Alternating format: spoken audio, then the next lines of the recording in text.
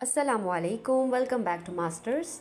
आज की इस वीडियो में हम डाटा वेयर हाउसिंग CS614 के लेक्चर नंबर 26 से लेकर लेक्चर नंबर 30 तक कवर करेंगे। लेक्चर नंबर 26 से लेकर 30 तक जितने भी इंपॉर्टेंट पॉइंट्स हैं वो सारे हम डिस्कस करेंगे। और ये फाइनल टर्म की शॉर्ट प्रिपरेशन है जिसमें हम फाइनल टर्म की तैयारी कर रहे हैं। और ये लेक्चर थोड़े से शॉर्ट होंगे क्योंकि हम लोग जो है वो जल्दी जल्दी कवर करने की कोशिश कर रहे हैं और जो है वो फाइनल टर्म की प्रिपरेशन करें। ये कंप्लीट लेक्चर नहीं है। अगर आप कंप्लीट लेक्चर वॉच करना चाहते हैं तो आप व्यू के ऑफिशियल लेक्चर वॉच कर सकते हैं, जो आपको पता है कि एक लेक्चर जो है वो एक और का है, तो आप वो कर सकते हैं अगर आपको ये लेक्चर पूरी तरह से अंडरस्टैंड करना है। तो अगर आप फाइनल टर्म की शॉर्ट टर्म प्रिपरेशन करना चाहते हैं तो फिर आप ये वीडियो वॉच कर सकते हैं। स्टार्ट करते हैं लेक्चर नंबर 26। लेक्चर नंबर 26 में हमारे पास इंडेक्सिंग टेक्निक्स है। ये वाला टॉपिक थोड़ा इंपॉर्टेंट है, इसमें से काफ़ी सारे क्वेश्चंस आ जाते हैं पेपर में। सबसे पहले तो हमें ये अंडरस्टैंड करना है कि इंडेक्सिंग क्या होता है और उसके बाद इंडेक्सिंग की कुछ टाइप्स हैं और इसके अलावा इंडेक्सिंग के एडवांटेज और डिसएडवांटेजेस हैं। तो ये 3-4 चीज़ें हमने यहाँ पर डिस्कस करनी है। सबसे पहले इंडेक्सिंग को देख लेते हैं। इंडेक्सिंग को देखने से पहले यहाँ पे मैंने आपको बताया है कि इंडेक्सिंग की ज़रूरत हमें क्यों पड़ी थी। पहली तो इसकी वजह यह है कि स्पीड की वजह से, दूसरी इसकी वजह है हमारे पास क्वेरी की कम्प्लेक्सिटी की वजह से, और तीसरी हमारे पास जो इसकी मेन वजह है वो हमारे पास इनपुट आउटपुट बोटलनेक से। इन तीनों के सिर्फ आपने नाम याद रखने। अगर आपको शॉर्ट क्वेश्चन आ जाता है कि हमें वाई वी नीड इंडेक्सिंग, सो आप ये 3 पॉइंट्स लिख सकते हैं कि हमें इंडेक्सिंग की ज़रूरत क्यों पड़ी थी। अब उसके बाद हम देखते हैं इंडेक्सिंग क्या है। तो इंडेक्सिंग को हम शॉर्ट नोट से देखेंगे। जैसा कि मैंने आपको बताया था कि हम शॉर्ट नोट से भी कुछ चीज़ें प्रिपेयर करेंगे क्योंकि आपके हैंड आउट्स थोड़े लेंथी हैं, वहाँ पे काफ़ी चीज़ें एक्सप्लेन करके बताएंगे, लेकिन आपकी जो नोट्स हैं ये काफ़ी शॉर्ट हैं और टू द पॉइंट बात है। तो हम इसको देख लेते हैं। तो यहाँ से देख लेते हैं इंडेक्सिंग क्या होता है। Indexing are use to quickly locate data without having to search every row in a database table every time a database table is access. मतलब कि जब भी आप डाटाबेस के टेबल को एक्सेस करेंगे तो आपको हर रो को सर्च करने की ज़रूरत नहीं पड़ेगी, बल्कि आप क्विकली उस डाटा को हासिल कर सकते हैं, उसको लोकेट कर सकते हैं। उसको करने के लिए आप इंडेक्सिंग की टेक्निक को यूज़ करते हैं। तो बेसिकली इंडेक्सिंग हमारे पास एक ऐसी टेक्निक है जिसके ज़रिए से हम डाटाबेस के अंदर से डाटा को क्विकली लोकेट कर सकते हैं। ठीक है, डाटाबेस के अंदर आपको पता है कि बहुत सारा डाटा होता है, तो हमारे लिए काफ़ी मुश्किल होती है अगर हम कोई डाटा वहाँ से फाइंड कर रहे होते हैं तो हमें हर रो मैच करनी पड़ती है, हमें हर रो चेक करनी पड़ती है। तो इंडेक्सिंग की टेक्निक हमारे लिए इस तरह से हेल्पफुल है कि हम क्विकली डाटा को लोकेट कर सकते हैं, हमें बिल्कुल भी हर रो को चेक करने की ज़रूरत नहीं पड़ेगी। ठीक है, indexing can be created using one और मोर कॉलम्स ऑफ डाटाबेस टेबल। हम कर सकते हैं। हमारे पास डाटा स्ट्रक्चर की टेक्निक है। आप इसे ये भी कह सकते हैं, आपसे क्वेश्चन आ सकता है आपको MCQs में कि इंडेक्सिंग हमारे पास कौन सी टेक्निक है। तो ये हमारे पास एक डाटा स्ट्रक्चर की टेक्निक है जो हमारे पास एफिशिएंटली रिट्राइव कर सकते हैं हम रिकॉर्ड को डाटाबेस के अंदर से। ठीक है, ये हमारे पास इंडेक्सिंग का कॉन्सेप्ट है। इसकी जो बेसिक टाइप्स हैं वो हमारे पास स्पार्स इंडेक्सिंग है, डेंस इंडेक्सिंग है, मल्टी लेवल और बी ट्री इंडेक्सिंग है। मल्टी लेवल इंडेक्सिंग को ही हम बी ट्री इंडेक्सिंग कहते हैं। ठीक है, ये इसकी जो 3 मेन टाइप्स हैं, ये भी आपको शॉर्ट क्वेश्चन में पूछ सकते हैं कि इंडेक्सिंग की टाइप्स बताएं, तो ये इंडेक्सिंग की टाइप्स हैं। उसके बाद यहाँ पे उन्होंने प्राइमरी इंडेक्सिंग और सेकेंडरी इंडेक्सिंग का थोड़ा डिफरेंस बताया है, तो इसको देख लेते हैं। प्राइमरी इंडेक्सिंग में क्या होता है, हमारे पास is define on an order data file. उसमें डाटा फाइल हमारे पास एक ऑर्डर में होती है। डाटा फाइल हमारे पास ऑर्डर किस बेस पे होती है, वो की बेस पे होती है। जैसे कि प्राइमरी की हम यूज़ करते हैं, ऐसे ही ये प्राइमरी इंडेक्सिंग है यहाँ पे, जहाँ पर की बेस पे हम डाटा को तरतीब से रखते हैं और उसको फिर हम उस की के ज़रिए से एक्सेस कर लेते हैं। सेकेंडरी इंडेक्सिंग क्या है, सेकेंडरी इंडेक्सिंग में भी generate from a field which is candidate key and has a unique value in every record. इसमें हम कैंडिडेट की को यूज़ करते हैं और उसके कैंडिडेट की यूनिक वैल्यू होती है। तो यहाँ से आपने यही 2-3 पॉइंट्स इनके लिए प्रिपेयर करने हैं। उसके बाद क्लस्टरिंग इंडेक्सिंग है। क्लस्टरिंग इंडेक्सिंग हमारे पास काफ़ी इंपॉर्टेंट है, इसको हम आगे हैंडआउट्स में भी देखेंगे, डिटेल में भी आपको ये आएगा। So clustering index is define an order data files, the data file is order on a known key field. तो हमने देखा सेकेंडरी में हमारे पास की बेस पे था, तो यहाँ पे नोन की बेस पे है और यहाँ पे भी डाटा फाइल जो है वो ऑर्डर होती है। ऑर्डरिंग इंडेक्सिंग की 2 तरह के टाइप्स हैं, एक डेंस इंडेक्सिंग है और एक स्पार्स इंडेक्सिंग है। डेंस इंडेक्सिंग और स्पार्स इंडेक्सिंग जो है वो एक इंपॉर्टेंट टॉपिक है, इससे रिलेटेड आपको शॉर्ट क्वेश्चन आ जाता है। तो डेंस इंडेक्सिंग में क्या होता है, there is index record of every search key value in the database, और जबकि स्पार्स इंडेक्सिंग के अंदर index records are not created for every search key. यहाँ पे आपका डिफरेंस भी देख सकते हैं, यहाँ पे हर वैल्यू के लिए जो यहाँ पे की बनाई हुई है जबकि यहाँ पे नहीं बनाई हुई, तो इनका डिफरेंस भी आपको पेपर में आ जाता है। इसको हम हैंडआउट से भी देखेंगे। तो ये वाला टॉपिक आपके लिए इंपॉर्टेंट है, इसको हैंडआउट से देख लेते हैं। तो हैंडआउट्स में अगर आप देखें तो सबसे पहले इंडेक्सिंग का कॉन्सेप्ट बताया है, काफ़ी डिटेल, काफ़ी लेंथी लिखा हुआ है, आप शॉर्ट में नोट से प्रिपेयर कर सकते हैं। इसकी बेसिक टाइप्स भी आप देख सकते हैं, यहाँ पे टाइप्स मेंशन है बुक पे भी, और ये इंपॉर्टेंट है, शॉर्ट क्वेश्चन से रिलेटेड आपको क्वेश्चन आ सकता है। यहाँ पे देखें तो डेंस इंडेक्सिंग का बताया हुआ है कि एवरी की in the data field is represent in the index file. उसके अंदर इंडेक्स फाइल के अंदर हैव की को हम रिप्रेजेंट करते हैं। इसमें एक ये वाली जो लाइन है, a dense index if it fits in the memory cost only 1 disk I access to locate a record given key, ये लाइन बहुत इंपॉर्टेंट है। ये एज इट इज़ आपको क्वेश्चन पेपर में आ सकता है, जिसमें आपको ये लाइन गिवन होगी और आपने बताना होगा कि डेंस इंडेक्स है या स्पार्स इंडेक्स है। स्पार्स इंडेक्स की भी ऐसे ही एक सिमिलर सी लाइन है, तो उसको आपने बिल्कुल एज इट इज़ इसको याद रखना है, क्योंकि ये क्वेश्चन शॉर्ट में ऑलरेडी पेपर में भी आ चुका है, रिसेंट पेपर में। तो अब देखें स्पार्स इंडेक्सिंग में बिल्कुल वैसे ही है। Store first value in each block in the sequential file and pointer to the block. Use even less space than dense index, ये कम स्पेस लेता है, but the block has to be search, लेकिन यहाँ पे ब्लॉक को हमें search करना पड़ते हैं और कभी कभी ये सर्च हमारी अनसक्सेसफुल भी हो सकती है। ठीक है, तो ये वाला क्वेश्चन इंपॉर्टेंट था। ये वाला क्वेश्चन पेपर में कैसे आ सकता है, तो यहाँ पे देखें एक करंट पेपर मेरे पास है जिससे मैं आपको शेयर करवा रही हूँ क्वेश्चन। तो यहाँ देखिए from dense and sparse indexes identify the correct index for each of the following. 3 marks का क्वेश्चन था, 1.5 इसके 1.5 इसके। तो देखिए if fits in the memory cost only 1 disk IO access to locate a record given a key. तो ये full line आपके handout से यहाँ से उठाई है और इस तरह से दूसरे वाले की भी उठाई है। तो जो पहला वाला हमारे पास वो डेंस इंडेक्सिंग है और दूसरा वाला हमारे पास स्पार्स इंडेक्सिंग है। अगर आप देखें हैंडआउट्स में तो ये बिल्कुल सिमिलर लाइन है। डेंस इंडेक्सिंग की आप देखें तो ये वाली लाइन वहाँ से उठाई गई है क्वेश्चन के लिए, और डेंस स्पार्स के लिए ये वाली लाइन पिक की गई है। तो ये जो इसके 3 पॉइंट्स हैं, ये तीनों पॉइंट्स आप प्रिपेयर कर लीजिएगा। हो सकता है कि आपको क्वेश्चन थोड़ा सा चेंज करके दे दें। तो ये रिसेंटली क्वेश्चन आया हुआ था पेपर में, तो इसको आपने ज़रूर प्रिपेयर करना है। उसके बाद हमारे पास जो तीसरी टाइप है बी ट्री इंडेक्सिंग है, उसको हम मल्टी लेवल इंडेक्सिंग भी कहते हैं। और बी ट्री जनरली हमारे पास बाइनरी सर्च ट्री को यूज़ करती है। बाइनरी सर्च ट्री के बारे में आप लोगों ने डाटा स्ट्रक्चर में पढ़ा होगा। ये उस टेक्निक को यहाँ पे यूज़ करती है। इसका जो प्रॉपर वेरिएंट है वो B+- ट्री है। यहाँ पे आपको ये MCQs में पूछा जा सकता है। उसके अलावा B tree index are the most common index type. ये सबसे कॉमन इंडेक्स टाइप है जो हम OLTP एप्लीकेशंस के अंदर यूज़ करते हैं। आपकी जो बी ट्री इंडेक्सिंग है वो आपकी परफॉर्मेंस ऑफ क्वेरी को भी इम्प्रूव कर सकता है। तो यहाँ से इसको हम नोट्स से भी पढ़ लेते हैं। तो नोट्स में देखिए multi level indexing. Multi level indexing store on the disk along with the actual database files के साथ हम मल्टी लेवल इंडेक्सिंग को स्टोर करते हैं। Need to keep the index record in the main memory as to speed up the search process. को speed up करने के लिए भी हमें इसकी ज़रूरत पड़ती है। यहाँ पे इन्हें B+ ट्री के बारे में आपको बताया, इसको बी ट्री भी कह सकते हैं। इसके अलावा बी के साथ थोड़ा सा प्लस भी है, तो B+ ट्री भी है ये। तो B+ tree is a balance binary search tree that follows a multi level index format. तो यहाँ पे देखिए आप काफ़ी टू द पॉइंट और काफ़ी अच्छा लिखा हुआ है इन नोट्स में। दैट्स पर हम ये नोट्स यूज़ कर रहे हैं। आपके हैंड नोट्स में काफ़ी उन्होंने लेंथी लिखा हुआ है और इतनी अच्छी समझ नहीं आ रही, तो जस्ट इसलिए हम लोग ये नोट्स यूज़ कर रहे हैं। तो यहाँ पे बी ट्री के बारे में दूसरा पॉइंट देखेंगे। The leaf node of the B tree denote actual data pointer को डिनोट करता है उसका लीफ नोड। आपने ये भी याद रखना है। आपको क्वेश्चन आ सकता है कि बी ट्री को एक्सप्लेन करें या फिर एक्सप्लेन करें कि बी ट्री कैसे काम करता है। तो यहाँ पर इसके ये कुछ पॉइंट्स हैं, ये आप लिख सकते हैं। B tree ensure that the all leaf nodes remain at the same height.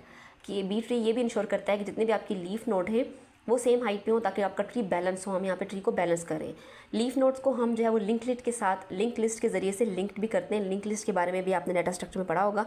Detail तो यहाँ पे नहीं है, बस यही पॉइंट्स है, तो आपने यही पॉइंट्स प्रिपेयर करने। B tree can support random access as well as sequential access. B tree random access को भी सपोर्ट करता है और सिक्वेंशियल एक्सेस को भी सपोर्ट करता है। तो ये भी आपने बी ट्री के बारे में याद रखना है। यहाँ पे कुछ एडवांटेज और डिसएडवांटेज दिए हैं, इतने इंपॉर्टेंट नहीं है। तो वापस हैंडआउट्स पे चलते हैं। तो ये वाला टॉपिक हमने नोट्स से पढ़ लिया है। यहाँ पे वही चीज़ें लिखी हुई हैं जो आपके नोट्स में हैं, लेकिन यहाँ पे काफ़ी ज़्यादा डिटेलिंग है, तो हम इतनी डिटेल नहीं करेंगे। इसके बाद हमारे पास कुछ लिमिटेशन भी है। बी ट्री इंडेक्सिंग की लिमिटेशन भी आपसे पूछी जा सकती हैं।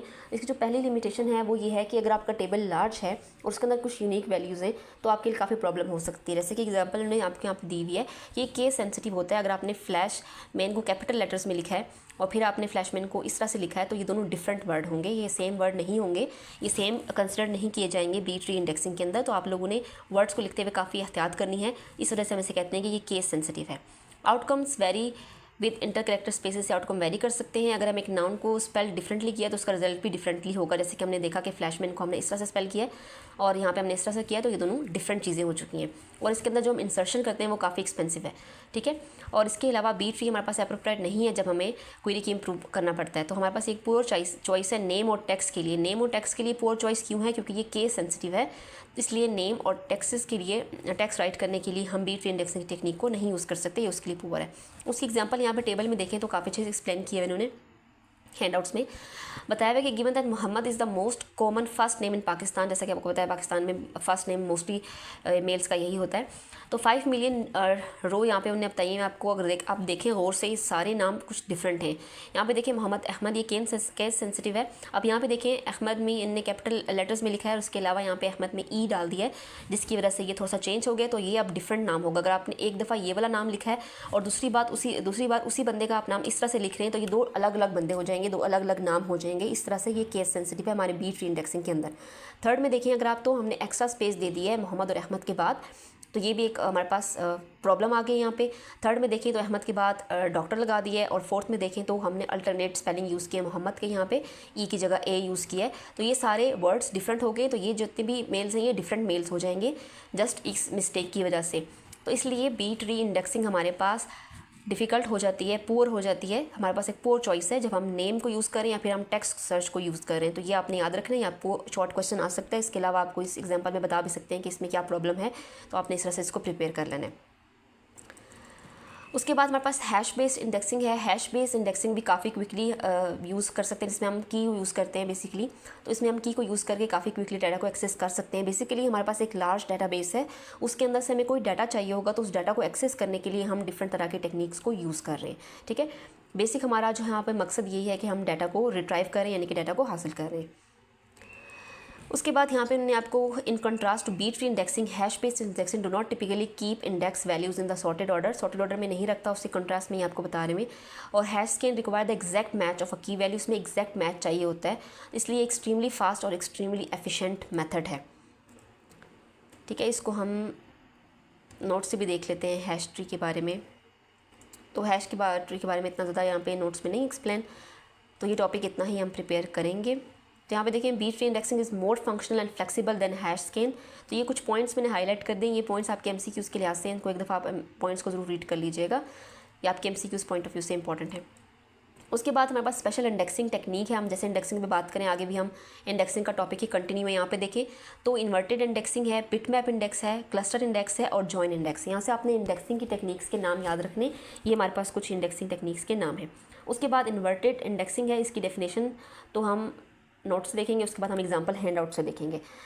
तो यहाँ पे देखें नोट्स में इन्वर्टेड इंडेक्सिंग को काफ़ी अच्छे से यहाँ पे लिखा हुआ है कि index in database index sorting mapping from content such as word, numbers, location in table. तो ये हमारे पास इन्वर्टेड इंडेक्सिंग के अंदर क्या होता है, बेसिकली डाटाबेस के अंदर हम लोग चाहे वो डिफरेंट डाटा को सॉर्ट कर रहे होते हैं, डिफरेंट तरीके से हम उसको ऑर्गेनाइज करते हैं, सॉर्ट करते हैं। इस तरह से हमारे पास बिटमैप्स इंडेक्सिंग है। बिटमैप्स इंडेक्सिंग हमारे पास एक special kind of database index है जिसके अंदर बिटमैप यूज़ होते हैं। तो आपने याद रखना है बिटमैप इंडेक्सिंग के अंदर हम बिटमैप को यूज़ करते हैं। ठीक है, और ये हमारे पास एक ट्रेडिशनली अप्रोच है, लेकिन अगर आपके पास लो कार्डिनैलिटी की कॉलम्स हैं तो वहाँ पर ये अप्रोच काम सही से नहीं करती। यहाँ पर इसके एडवांटेज बताया है कि वेरी लो स्टोरेज स्पेस, इसके बहुत कम स्टोरेज स्पेस लेता है। ये बिटमैप इंडेक्सिंग वाला टॉपिक ज़्यादा इंपॉर्टेंट है, ये आपको शॉर्ट क्वेश्चन आ सकता है। तो इसका पहला एडवांटेज देखिए वेरी लो स्टोरेज स्पेस है, उसके बाद reduction in IO just using index है, काउंट्स और जॉइंट्स हैं और लो लेवल बिट ऑपरेशन है इसके अंदर। अब इन्वर्टेड इंडेक्सिंग की एक एग्जांपल यहाँ से देखते हैं तो आपको ज़्यादा अच्छे से क्लियर हो जाएगा कि इन्वर्टिंग इंडेक्सिंग हम किस तरह से इंडेक्सिंग कर रहे हैं। तो यहाँ पे देखिए एक डॉक्यूमेंट 1 है और एक डॉक्यूमेंट 2 है। डॉक्यूमेंट 1 देखिए Mohammad Aslam BS computer science Lahore campus, और हमारे पास डॉक्यूमेंट 2 है D2 से रिप्रेजेंट किया हमने Sana Aslam of Lahore MS computer engineering with CGPA 3.4 Karachi campus. तो अगर हमने इसको इन्वर्टेड इंडेक्सिंग करना है इन दोनों का, तो हम किस तरह से करेंगे। तो यहाँ पे एग्जांपल देखें, सबसे पहले तो हम लोगों ने नंबर्स देखने हैं, यहाँ पे जो भी नंबर है दोनों आपने उसमें देखना है डॉक्यूमेंट्स में। अगर हम दोनों डॉक्यूमेंट्स में नंबरिंग देखें तो सिर्फ डॉक्यूमेंट नंबर 2 में GPA को 3.4 नंबरिंग से शो करवाया, तो यहाँ पर हमने 3.4 लिखा, और यहाँ पे आपने एरो लगानी है, और एरो लगाने के बाद आपने यहाँ पे मेंशन करना है कि ये किस डॉक्यूमेंट में था। तो ये D2 में था, इस वजह से हम लोगों ने यहाँ पे D2 लिखा है। D1 में ये नहीं है, इसलिए D1 हम यहाँ नहीं लिखेंगे। सेकंड हमने उसके बाद अल्फ़ाबेट स्टार्ट करने, नंबर्स पहले फिर अल्फ़ाबेट्स। अब हमारे पास पहला अल्फ़ाबेट A है, अगर हम A को देखें तो यहाँ पे असलम है और यहाँ पे भी असलम है, यही दो वर्ड्स यहाँ पे यूज़ हुए, तो हमने असलम यहाँ लिखा और D1 फिर कॉमा D2 लिखा, क्योंकि दोनों डॉक्यूमेंट्स के अंदर हमारे पास ये वर्ड मौजूद था।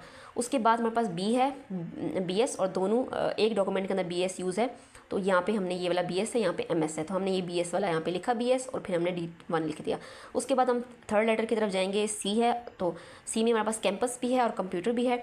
कैंपस देखें तो दोनों में कैंपस था, तो हमने D1 और D2 लिखा। फिर हमारे पास कंप्यूटर भी दोनों में था, तो हमने दोनों में लिखा। फिर हमारे पास D तो नहीं है यहाँ पे, फिर हमारे पास E है नेक्स्ट अल्फ़ाबेट इंजीनियरिंग, तो फिर हमने D2 लिखा। फिर G है हमारे पास, फिर G D2 में है, फिर हमारे पास K है। इस तरह से हमने सारा यहाँ पर इसको लिख लिया। तो ये आपको एग्जाम्पल पेपर में आ सकती है। यहाँ पे ज़रूरी है कि आपको ये दो सेंटेंसेस दिए हुए हैं, हो सकता है कि आपको डिफरेंट सेंटेंसेस दिए हुए हैं, तो आपने इस तरह से इन्वर्टेड इंडेक्सिंग उन दोनों पे अप्लाई करनी है। सारे वर्ड्स आपने इस तरह से करने, सबसे पहले आपने नंबर फाइंड करने हैं कि दोनों में नंबर हैं। अगर यहाँ पे 3.4 है और यहाँ पे 2.5 है, तो 3.4 के बाद आप 2.5 लिखेंगे, या फिर 2.5 पहले लिख लें, 3.4 बाद में लिख लें, डजेंट मैटर। तो आपने पहले नंबरिंग देखनी है, उसके बाद आपने अल्फ़ाबेट देखने हैं। A से आपने स्टार्ट करना है, और जितने भी अल्फ़ाबेट्स हैं उन सारों को आपने मेंशन करना है। आपने ध्यान रखना है कि कोई भी अल्फ़ाबेट जो है वो रहना नहीं चाहिए, यानी कि अगर ऑफ भी है उसमें विद है एम डॉट, जैसे कि यहाँ पे देखिए मोहम्मद असलम की जगह उन्हें एम डॉट यूज़ किया, तो वो भी आपने इंडेक्सिंग के अंदर लिखना है। ऑफ है देखें तो ऑफ भी यूज़ हुआ है, विद भी यूज़ हुआ है, तो हर एक सिंगल वर्ड को हम इस तरह से लिखेंगे तो ये हमारे पास इन्वर्टेड इंडेक्सिंग हो जाएगी। उसके बाद बिटमैप इंडेक्सिंग के बारे में भी यहाँ पे लिखा है, जो हमने उधर भी देखा था। तो बिटमैप्स इंडेक्सिंग बेसिकली बिटमैप्स को यूज़ करती है। इसके अंदर क्या होता है, the ith bit is set to 1 if the ith row of the base table has the value for the index column. तो ये MCQs as it is paper में आया हुआ था, इसलिए इसको मैंने ग्रीन कलर से हाईलाइट कर दिया। इसको MCQs को देख लीजिएगा, और यहाँ पे इन्होंने बिटमैप इंडेक्सिंग भी आपको करके दिखाई है। उसके बाद हमारे पास नेक्स्ट टॉपिक है, काफ़ी डिटेल में है तो इतना जो है वो काफ़ी है। इसके बाद इसके एडवांटेजेस बताए हुए जो हमने पहले भी देख लिए थे, दोबारा से देख लेते हैं। इसके डिसएडवांटेज हैं, लॉकिंग फॉर मैनी रोज़ के लिए इसको हम लॉक कर देते हैं। इसके अलावा लो कार्डिनलिटी के लिए हम इसको यूज़ नहीं कर सकते। कीवर्ड पार्सिंग है। उसके बाद हमारे पास डिफ़िकल्ट टू मेंटेन है। तो ये इसके कुछ पॉइंट्स हैं, इन्हीं पॉइंट्स को नीचे डिफाइन भी किया हुआ है। एक एक लाइन आप इनकी याद करने, मैंने एक लाइन हाईलाइट भी करती है। रो लॉकिंग में देखें, फिर लो कार्डिनलिटी में देखें, तो ये आप एक लाइन भी प्रिपेयर इसकी कर सकते हैं। उसके बाद हमारे पास क्लस्टर इंडेक्सिंग है। क्लस्टर इंडेक्सिंग वाला टॉपिक काफ़ी इंपॉर्टेंट है, तो इसको देख लेते हैं। Cluster indexing define the sort order on the base table, ordering में भी स्ट्रिक्टली इन फोर्स। और यहाँ पे इसकी देखें तो मैंने साइड पे लिखा है कि cluster index is created only when both of the following condition satisfied. दो कंडीशन हैं, अगर वो कंडीशन सेटिस्फाइड करती हैं तभी हम क्लस्टर इंडेक्स को यूज़ कर सकते हैं। पहली है, द डाटा और file that you are moving into secondary memory should be in a sequential और सॉर्टेड ऑर्डर, यानी कि आपका डाटा जो आप सेकेंडरी मेमोरी में मूव कर रहे हैं वो एक सीक्वेंस में होना चाहिए, यानी कि सॉर्ट होना चाहिए। ये नहीं है कि आपने कोई डाटा पिकअप कर लिया, जैसे कि अल्फ़ाबेटिकली अगर हम उसको सॉर्ट करेंगे तो ए से स्टार्ट होकर जी तक जाएगा। सेकेंड इसकी कंडीशन क्या है कि देयर शुड बी अ की value, meaning it can not have a repeated value, यानी कि उसके अंदर कोई भी वैल्यू रिपीट नहीं होनी चाहिए, हर वैल्यू हमारे पास यूनिक होनी चाहिए। अगर ये दो कंडीशन सेटिस्फाई करती हैं तो वहाँ पे हम क्लस्टरिंग इंडेक्सिंग को अप्लाई कर सकते हैं। तो ये क्लस्टर इंडेक्सिंग कब अप्लाई होती है, ये दो कंडीशंस आपको पेपर में शॉर्ट क्वेश्चन में आ सकती हैं, तो इसने आपने इसको अच्छे तरीके से प्रिपेयर करना है। तो यहाँ पर हमने क्लस्टरिंग इंडेक्सिंग आपको करके भी दिखाई है, इस टेबल में देखें तो काफ़ी आपको आसानी से समझ आ सकती है। एज में सबसे पहले अप्लाई की है, तो यहाँ पे देखें clustering indexing on as apply किया, तो जितनी भी एज 2020 थी उनको कंबाइन करके यहाँ पे लिखती है, ऐसे ग्रे से यहाँ पे हाईलाइट करके आपको शो करवा रहे हैं कि यहाँ पे हमने क्लस्टर इंडेक्सिंग अप्लाई की है एज पर। उसके बाद यहाँ पर हमने क्लस्टर इंडेक्सिंग अप्लाई किया है टेक पे, तो यहाँ देखिए CS जितने भी CS वाले थे वो सारों हमने ऊपर लिख दिए, और इसको ने ब्लू से हाईलाइट करके आपको ग्रीन से हाईलाइट करके आपको दिखाया है। तो ये CS वाले सारे हमने ऊपर रख लिए। तो ये सिंपल सी इंडेक्सिंग का यहाँ पे एक तरीका है कि इसे कैसे हम कर सकते हैं। इसके कुछ इश्यूज़ भी हैं। इसके इश्यूज़ क्या हैं कि work well and single index, जब सिंगल इंडेक्स होती है तो आराम से ये काम कर लेता है, लेकिन जब मल्टीपल होती है तो फिर तो डिफ़िकल्टी होती है। इसके अलावा इसके अंदर जो इसकी कॉस्ट ऑफ मेंटेनेंस काफ़ी हाई है, क्योंकि हमें सारे और डाटा को सीक्वेंस में एक ऑर्डर में रखना होगा, तभी हम उस पर क्लस्टरिंग अप्लाई कर सकते हैं। और दूसरा कि हमने उसको यूनिक रखना है, तो इस तरह से ये हमारे लिए प्रॉब्लम भी क्रिएट कर सकता है। तो यहाँ पर इसकी ये दो प्रॉब्लम्स मैंशन है। अच्छा, इसको हम नोट से भी देख लेते हैं, कुछ इंपॉर्टेंट अगर हो हमारे पास तो यहाँ पे देखिए नोट्स में मैंने वही पॉइंट्स यहाँ पे एक एक लाइन वाले हाईलाइट कर दिए, ताकि अगर आप नोट्स को रीड करें तो आपको तब भी जो है वो क्लियर हो जाए। उसके बाद लेक्चर नंबर 28 है। लेक्चर नंबर 28 में हमारे पास कुछ जॉइन की टेक्निक्स हैं। ये वाला लेक्चर भी काफ़ी इंपॉर्टेंट है, इसके अंदर जितनी इंपॉर्टेंट चीज़ें हैं वो मैं आपको सारी बताऊँगी। सबसे पहले हम नोट्स ज़रा इसकी डेफिनेशन देख लेते हैं। यहाँ पे SQL जॉइन को बताया हुआ है कि SQL जॉइन हम यूज़ क्यों करते हैं। हैंडआउट्स में डायरेक्ट उन्होंने स्टार्ट कर दिया है कि उसकी टाइप्स क्या हैं, उसकी टाइप्स को हम कैसे यूज़ करते हैं। सबसे पहले हमें ये जानना ज़रूरी है कि जॉइन अगर है क्या। तो हमारे पास SQL जॉइंस क्या होते हैं, ये हमारे पास use to combine record from 2 और more tables in the database, यानी कि डाटाबेस के अंदर 2 या 2 से ज़्यादा टेबल्स को आपस में ज्वाइन करने के लिए हम बेसिकली जॉइंस को यूज़ करते हैं। ठीक है, जॉइन का मतलब ये है कि हम कंबाइन करें 2 फील्ड्स को 2 डिफरेंट टेबल्स के अंदर से। ठीक है, ये इसकी एक डेफिनेशन होगी। उसके बाद हमारे पास नेस्टेड लूप जॉइन है, सॉर्ट मर्ज जॉइन है और हैश बेस्ड जॉइन है। ये 3 जॉइन की जो टाइप्स हैं ये भी आपको शॉर्ट क्वेश्चन में आ सकती हैं।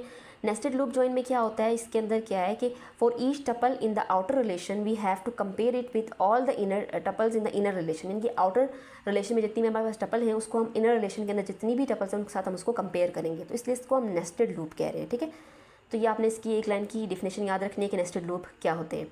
नेस्टेड लूप के आगे भी कुछ वेरिएंट्स हैं, वेरिएंट्स मतलब टाइप्स ही होता है। ठीक है, क्वेश्चन में आपको आ सकता है कि नेस्टेड लूप की टाइप्स लिखें या फिर वेरिएंट्स भी आपको पूछा जा सकता है। तो नेव नेस्टेड लूप है, इंडेक्स नेस्टेड लूप है और टेम्परेरी इंडेक्स नेस्टेड लूप है, तो इसके सिर्फ आपने नाम याद रखने हैं। उसके बाद सॉर्ट मर्ज जॉइन है, जो सेकंड इसका जॉइन है।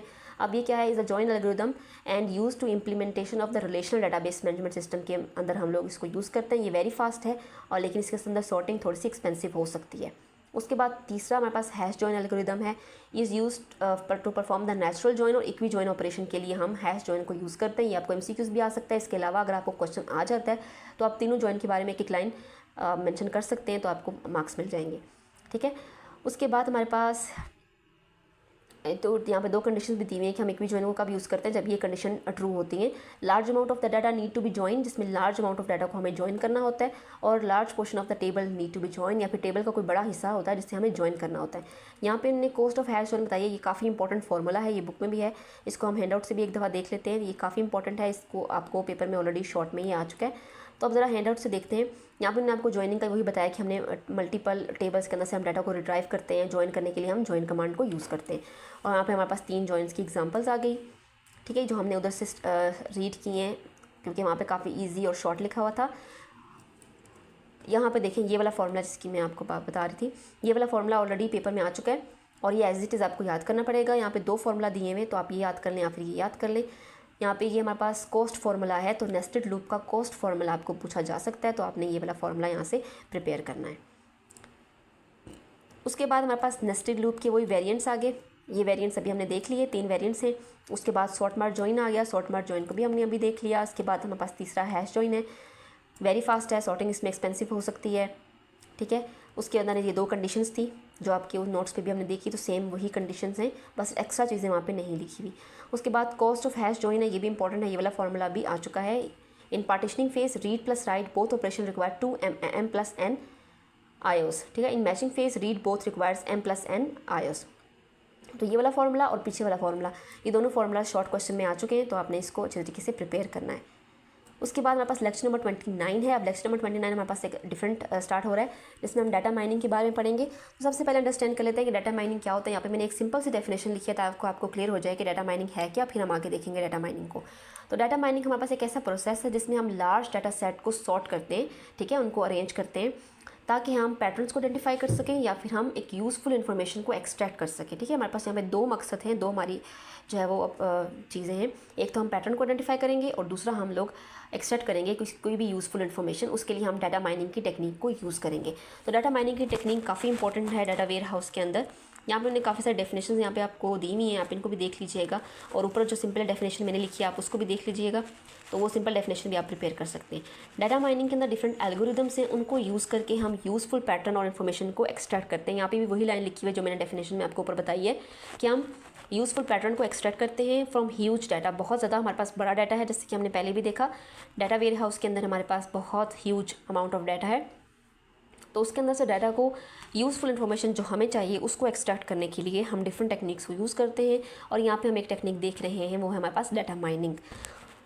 डाटा माइनिंग हमारे पास स्टैटिस्टिकल एल्गोरिदम को यूज़ करती है ताकि हम पैटर्न को मैच कर सकें, और डिफरेंट टेक्निक्स इसके अंदर भी यूज़ की जाती हैं। यहाँ पे उन्होंने बताया कि वाई डाटा माइनिंग क्यों, क्योंकि यहाँ पे हमारे पास ह्यूज वैल्यू है डाटा की, डाटा बहुत ज़्यादा है। यहाँ पे उन्होंने एग्जांपल भी आपको बताई हुई है कि NASA earth observation system will alone collect 15 petabytes by 2007 उन्होंने इतना डाटा जो है वो कलेक्ट किया, जो बहुत ह्यूज अमाउंट है, बहुत ह्यूज। तो उसको हमें रिट्राइव करने के, उसमें से कुछ भी आपको छोटी सी भी आपको कुछ चीज़ चाहिए, तो आप इतना सारा डाटा अगर एक्सप्लोर करेंगे तो आपको काफ़ी सारे ईयर्स लग जाएंगे, काफ़ी टाइम लग जाएगा। इस वजह से हमें डिफरेंट टेक्निक्स को यूज़ करना पड़ रहा है ताकि हम डाटा को आराम से हासिल कर सकें जो हमें चाहिए। ठीक है, जैसे कि आपके हैंड आउट्स हैं, आप देखें 326 पेज हैं, अगर मुझे कुछ फाइंड करना होगा मैं Ctrl+F करूँगी और मैं ईजिली फाइंड आउट कर लूँगी। तो सेम ऐसे ही ये टेक्निक है। ठीक है, डाटा माइनिंग हमारे पास एक एक्सप्लोरेटरी डाटा एनालिसिस है, तो ये भी एक MCQ आया हुआ था, इसलिए इसको मैंने ग्रीन हाईलाइट कर लिया है। उसके बाद हमारे पास यहाँ पे क्लॉड शैनन की इन्फो थ्योरी है।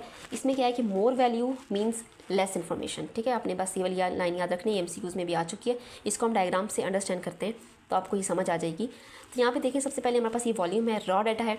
तो रॉ डाटा हमारे पास सबसे ज़्यादा है, अगर आप देखिए नीचे तो रॉ डाटा है, यानी कि जो डाटा जिसमें भी कुछ भी प्रोसेस नहीं किया हुआ, सिंपल जो हमारे पास एक डाटा है। तो रॉ डाटा हमारे पास काफ़ी सारा है। ठीक है, लेकिन उसके बाद हम सेकंड फेज़ में गए, हमने इंडेक्स डाटा किया तो वो थोड़ा सा कम हो गया। उसके बाद जब उस डाटा को हमने इन्फॉर्मेशन बनाया तो वो थोड़ा और कम हो गया। उस इन्फॉर्मेशन से जब हमने नॉलेज ली तो वो थोड़ा और कम हो गया। उसमें से हमने डिसीजन सपोर्ट किया तो वो और कम हो गया, और उसमें से फाइनल जब हमने डिसीजन किया तो वो और कम हो गया। ठीक है, तो जैसे जैसे डाटा की वॉल्यूम कम हो रही है उसकी वैल्यू इंक्रीज़ हो रही है, ठीक है। जैसे कि मैंने बताया कि मोर वॉल्यूम मीन्स लेस इन्फॉर्मेशन, ज़्यादा वॉल्यूम है तो इसका मतलब है कि इन्फॉर्मेशन थोड़ी है। रॉ डाटा है, बहुत ज़्यादा वॉल्यूम है, इन्फॉर्मेशन थोड़ी है, उसमें से काम का हो सकता है थोड़ा सा डाटा निकले, ठीक है। तो ये बेसिकली ये थ्योरी थी। तो इस थ्योरी से रिलेटेड भी आपको क्वेश्चन आ सकते हैं, तो उसको आप अपनी वर्डिंग में एक्सप्लेन कर सकते हैं। अगर आपको समझ आ जाए तो फिर आप इजीली अपनी वर्डिंग में इसको एक्सप्लेन कर सकते हैं।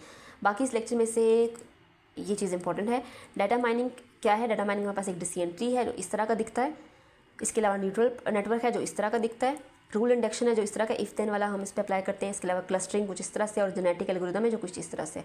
तो ये डायग्राम्स पेपर में दी हुई थी और बताना था कि डाटा माइनिंग क्या है इसमें। जैसे कि ये ट्री दिया हुआ था, आपने लिखना था कि डिसीजन ट्री है, ये दिया हुआ था आपने बताना था कि ये न्यूट्रल नेटवर्क है, रूल ऑफ इंडक्शन है, क्लस्टरिंग है और जेनेटिक एल्गोरिदम है। तो ये शॉर्ट क्वेश्चन पेपर में आया हुआ था पास्ट में, तो इसको आप प्रिपेयर कर लीजिएगा। डिसीजन ट्री अब क्या है, decision tree consist of dividing a given data into groups. हम गिवन डाटा को किसी रूल की बेस पे डिवाइड करें डिफरेंट ग्रुप्स में ताकि हम उसको इजीली एक्सेस कर सकें, ठीक है। The final structure look like a inverted tree, और उसको हम इन्वर्टेड ट्री को हम बेसिकली डिसीजन ट्री कहते हैं। जैसे ये आपको उन्होंने ऊपर एक डायग्राम दिखा दी जिससे आपको अंडरस्टैंडिंग ईजिली हो रही होगी। क्लस्टरिंग के बताया, क्लस्टरिंग हमारे पास एक मोस्ट इंपॉर्टेंट डीएम टेक्निक है, डाटा माइनिंग को हम डीएम भी बोलते हैं, जिसमें हमने क्या करना है, grouping of data item without taking any human practical input, लिए बगैर हमने डाटा को ग्रुप करना है, ठीक है।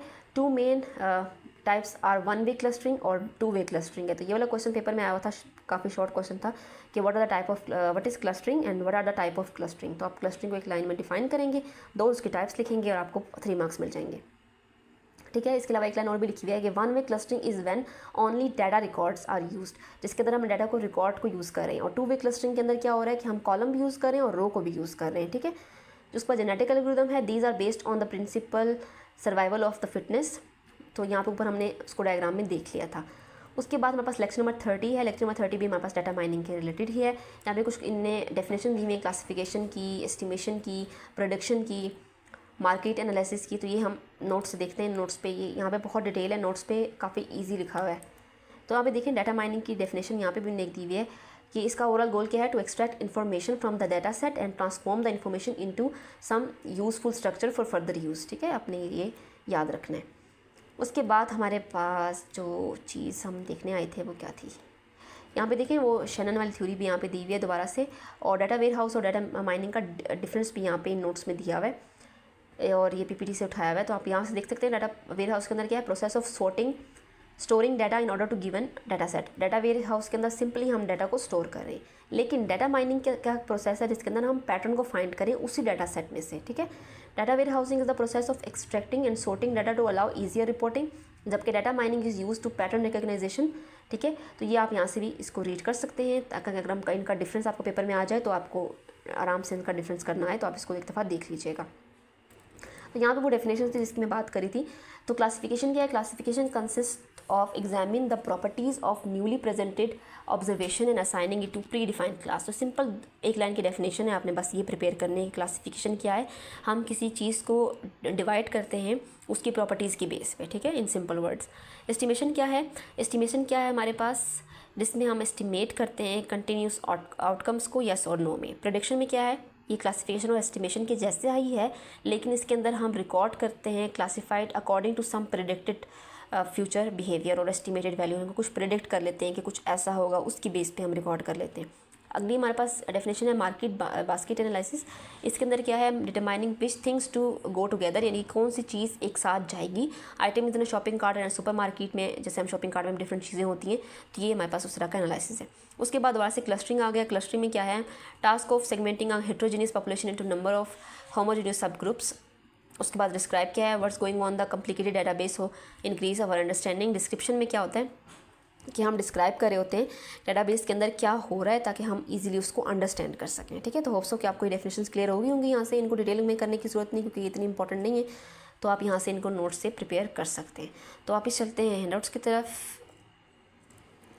सो ये देखिए हेट्रोजेनियस क्लस्टरिंग के बारे में वही यहाँ पे सेम लाइंस लिखी हुई हैं बट थोड़ा सा डिटेल में है। यहाँ पे एग्जांपल ऑफ क्लस्टरिंग एप्लीकेशन दिया हुआ है, ये एक आपको शॉर्ट क्वेश्चन आ सकता है। Example of clustering application marketing है, इंश्योरेंस है, लैंड यूज़ है और उसके बाद सिस्मिक स्टडीज़ हैं।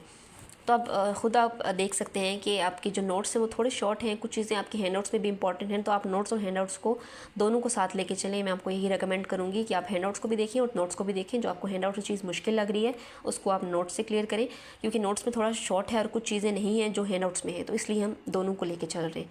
तो यहाँ पे एक इंपॉर्टेंट क्वेश्चन है, ये भी पास्ट में आ चुका है। यहाँ पे कुछ मैट्रिसेस बताई हुई हैं डीएम टेक्निक्स की, तो आपको आ सकता है कि डीएम टेक्निक्स की, डाटा माइनिंग टेक्निक्स की मैट्रिसेस क्या हैं। सबसे पहले तो एक्यूरेसी है। एक्यूरेसी क्या है कि आपका डाटा मॉडल कितना करेक्ट है, तो ये हमारे पास एक्यूरेसी है। सेकेंड है speed. Speed refers to time complexity को रेफर करती है कि स्पीड उसी क्या है। उसके बाद हमारे पास रबस्टनेस है। It is the ability of the technique to work accurately even in the condition of the noisy और डर्टी डाटा, यानी कि आप अच्छे से इतना करेक्ट काम करें, इतना एक्यूरेटली काम करें, चाहे कंडीशन जैसी भी हो, ठीक है। उसके बाद स्केलेबिलिटी है हमारे पास और इंटरप्रेटेबिलिटी है। तो ये आपके 5 यहाँ से पॉइंट्स हैं। यहाँ पे जो है वो आपका लेक्चर नंबर 30 कंप्लीट हो रहा है और ये वाला क्वेश्चन पेपर में आ चुका है। मैं आपको दिखाती हूँ।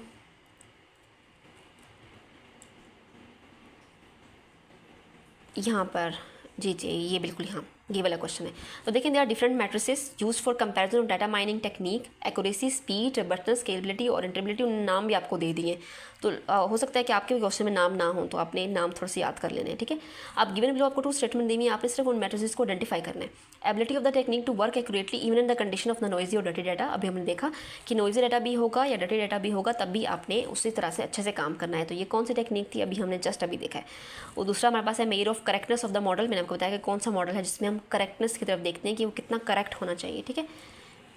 तो यहाँ पे मैंने इसका आंसर भी लिख दिया है, रबस्टनेस है और एक्यूरेसी है। तो ये वाला क्वेश्चन कितना सिंपल है, 3 मार्क्स आपको आराम से मिल जाएंगे, जस्ट आपने ये प्रिपेयर करना है। तो इस तरह से आपका पेपर काफ़ी शॉर्ट आता है, टू द पॉइंट बातें पूछ जाती हैं आपसे, कोई डिटेल लेंथी क्वेश्चंस नहीं होते जिसमें आप पूरे पैराग्राफ लिखें। ऐसे क्वेश्चंस आपको बिल्कुल भी पेपर में नहीं आते, टू द पॉइंट आपने लिखना होता है। अगर आप देखें तो आपने इन सब की डेफिनेशंस याद की हुई थी, लेकिन आप असली बात याद करना भूल गए। अब डेफिनेशंस आ गई तो ऊपर तो नाम उन्हें दिए हुए, तो आप अगर नीचे नाम लिखेंगे तो आपको तो मार्क्स नहीं मिलेंगे, डेफिनेशन लिखेंगे आपको तभी मार्क्स नहीं मिलेंगे। तो आपने क्वेश्चन को अंडरस्टैंड करना है कि क्वेश्चन में आपसे उन्होंने क्या कहा है। उन्हें सिर्फ कहा है कि name the matrix each statement correspond to, सिर्फ नेम बताने हैं आपने और कुछ भी नहीं करना। तो सिर्फ आपने इन दोनों टेक्निक्स के ए करके नाम बताने, 1.5 एक के 1.5 दूसरे के। तो ये 3 मार्क्स का क्वेश्चन आपका यहाँ पे क्लियर हो गया। होप्स हो कि आपको लेक्चर समझ आ गया होगा। लेक्चर थोड़ा सा लेंथी हो गया है। आज के लेक्चर के अंदर हम लोगों ने 5 लेक्चर एक साथ कवर किए हैं। लेक्चर नंबर 30 तक आपके अब कवर हो चुके हैं। होप्स हो कि आपको सारी चीज़ें क्लियर हो चुकी होंगी।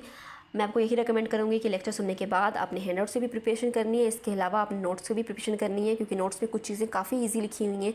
तो ज़रूरी नहीं होता कि हम हैंड आउट्स पे ही स्टक हो जाएं और हैंड आउट्स में जो मुश्किल चीज़ें हैं उनको हम याद करने की कोशिश करें कि वो हमें याद हो जाएं, या बड़े बड़े पैराग्राफ हम याद करें। आपको पेपर में बिल्कुल भी ऐसे बड़े बड़े पैराग्राफ नहीं आते, टू द पॉइंट चीज़ें याद करें ताकि आपका पेपर भी अच्छा हो जाए।